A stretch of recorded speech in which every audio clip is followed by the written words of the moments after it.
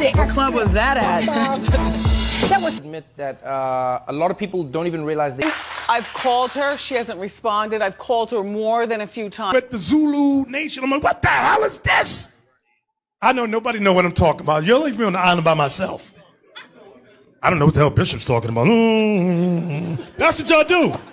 Then after class, yeah, I knew what you were talking about. I just don't want to be caught out there. The hell is this?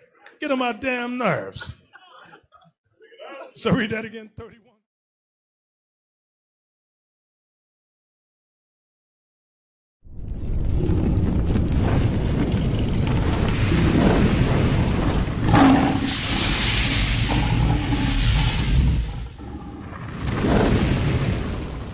About the Sabbath day. Hold on. Hey, let me ask you a question. Back to you. Can we cook on the Sabbath? No. Can we buy on the Sabbath? No. Why? Because we said no. No to everything. No to everything. Okay. You read Nehemiah 10? Read it again. I just want to say something. Nehemiah 10. Yes, sir. Nehemiah chapter 10 verse 31. And if the people of the land bring ware or any victuals. Ware means like items like this, pants, clothing, they're selling you items. Read it again. And if the people of the land bring ware or any victuals. Victuals means food, if they're selling you food. On the Sabbath day to sell, that we would not buy it of them on the Sabbath day. Now, my next question, going back to you. Who is the Sabbath for, originally? The Sabbath for the Lord. I'm talking about people on earth. Who's meant to keep it?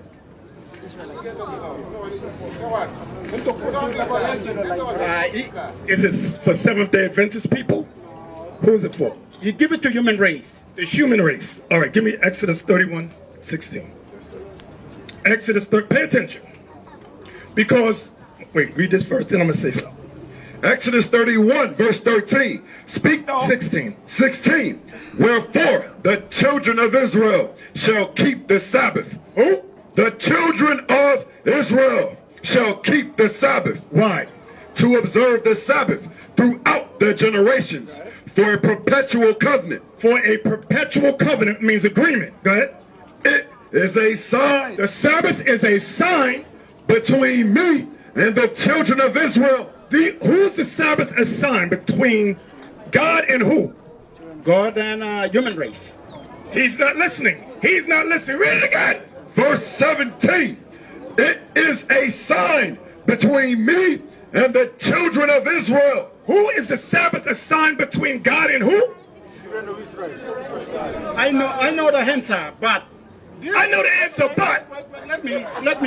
The Israelites means later, but God created two people only on this earth. There's nobody on this earth, no human race. Right now, White man, Chinese man, listen. Right now, who is the Sabbath a sign between God and who? I don't want to answer that. You don't want to answer that. Let's read it again. I knew there was a problem. I knew there was a problem because you listen to the white people. That's why you got that in your head. Listen again. Verse 17. It is a sign between me and the children of Israel forever. For how long? Forever. How long, man? How long? How long? Forever, yeah. Wait. Forever between God and who? God and human race. You see that? You see that? You see the problem? Do y'all see the problem with him? Let me go over here and ask him. You, don't go nowhere. The Sabbath is a sign between God and who? First, in Genesis, No, what we just read. Israel. Okay, I need y'all to pay attention. Pay attention, pay attention. The Sabbath was created for God and the children of Israel as a perpetual covenant. Now, when is the human race, that's your problem, when is the human race going to observe the Sabbath day? Give me Isaiah 66 and start above. Give me a few verses. What's your name? You laughing? What's your name? Alex. Alex? Alex. Okay, Alex. Yediah, where you got me? I I ain't got my glasses, so I need you to show. I know it's verse 23. But let me see above it. What does it say above it? And I will take 22 for the new heavens and the new earth. Okay, read that. Isaiah 66 verse 22. For as the new heavens and the new earth, which I will make, shall remain before me, saith the Lord. This is when the kingdom of heaven is on earth. So shall your seed and your name remain. So shall the seed of Israel and the name of the Israelites, that's who we are, Israel, we shall remain for how long? So shall your seed and your name remain. And it shall come to pass that from one new moon to another. Do you observe the new moon? Does anybody observe the new moon? You observe the new moon? Okay, I'll get back to you in a minute. Read that part again. And it shall come to pass that from one new moon to another, and from one Sabbath to another, shall all flesh come to worship before me, saith the Lord. So in the kingdom, on this planet Earth, that's when everybody's going to observe the Sabbath. Right. But how and why will the white man and everybody else observe the Sabbath? Give me Isaiah 60 and 10. Yes, sir. That's right. Isaiah 16. I want you to listen good, Alex, because I know the white people didn't teach you this. Isaiah 60 verse 10. And the sons of strangers shall build up thy wall. The sons of the strangers, the other nations, shall build up our walls. And their kings shall minister unto thee. Their kings shall minister unto us. Like right now, your king is King Charles of England. He's your king. God says these kings will minister to us. For in my wrath I smote thee. In God's wrath, he smote us. Meaning what?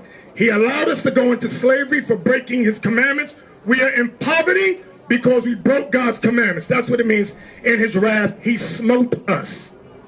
But in my favor have I had mercy on thee. But in his favor, he has mercy on us. That's what Christ was about. Come on. Therefore, thy gates shall be open continually. The gates to the kingdom shall be open continually.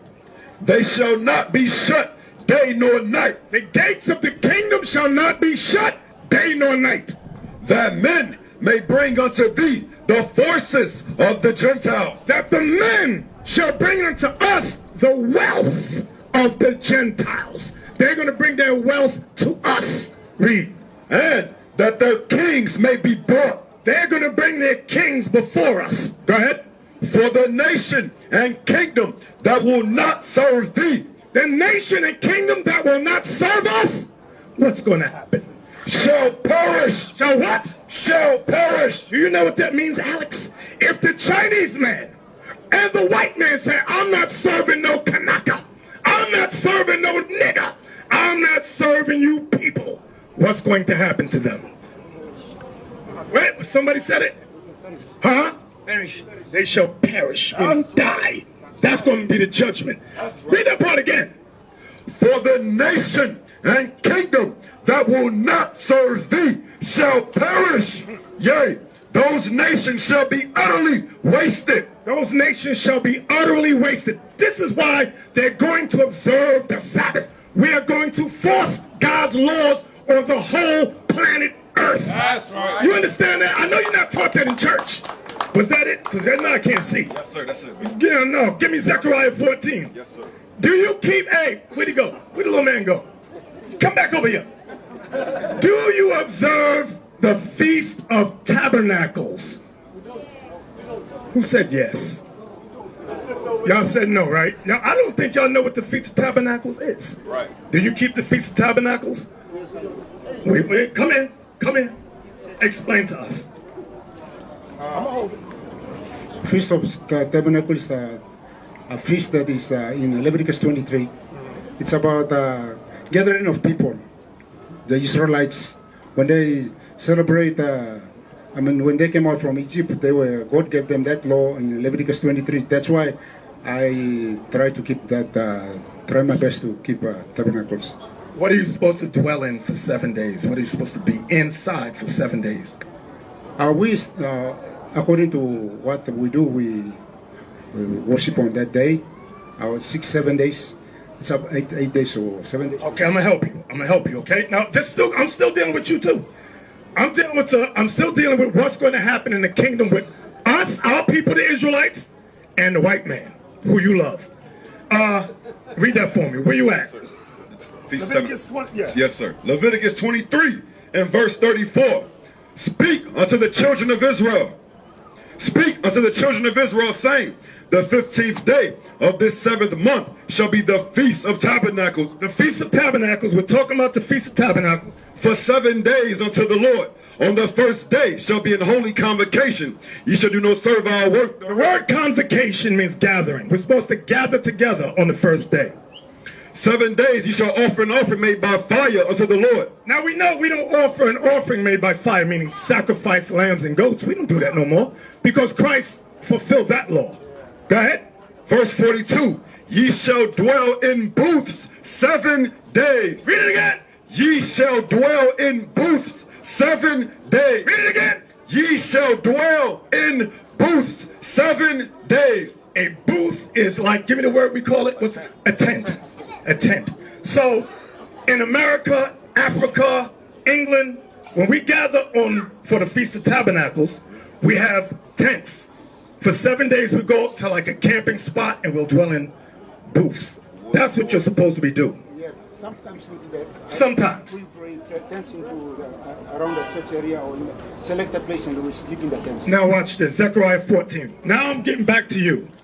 So you don't keep the Feast of Tabernacles. So that's disobedience on your part again, right? Okay. My question initially was, when are the nations going to observe the Sabbath and God's holy days? So I showed you Isaiah 60. Now I'm going to show you Zechariah 14. When are the nations going to observe God's holidays and why? Zechariah 14 verse 16. And it shall come to pass that everyone that is left of all the nations which came against Jerusalem, all the nations which are left, which came against Jerusalem, shall even go up from year to year. They shall go up from year to year to worship the King, to worship Christ, the Lord of hosts, the Lord of hosts, and to keep the Feast of Tabernacles. And to keep what? The Feast of Tabernacles. Go ahead. And it shall be that whoso will not come up of all the families of the earth.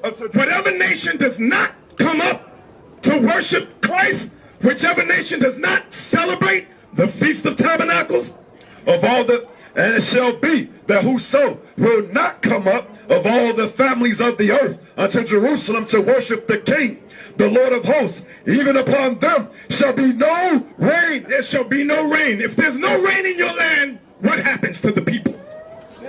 They what?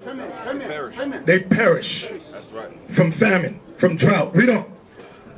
And if the family of Egypt go not up, and if the family of Egypt say, I'm not worshiping no black Christ, I'm not keeping the Feast of Tabernacles. And if the family of Egypt go not up and come not, that have no rain, there shall be the plague wherewith the Lord will smite the heathen that come not up to keep the Feast of Tabernacles. This shall be the punishment of Egypt and the punishment of all nations that come not up to keep the Feast of Tabernacles. So any nation that revolts against God's laws, they will be punished. When is this going to happen? In the kingdom.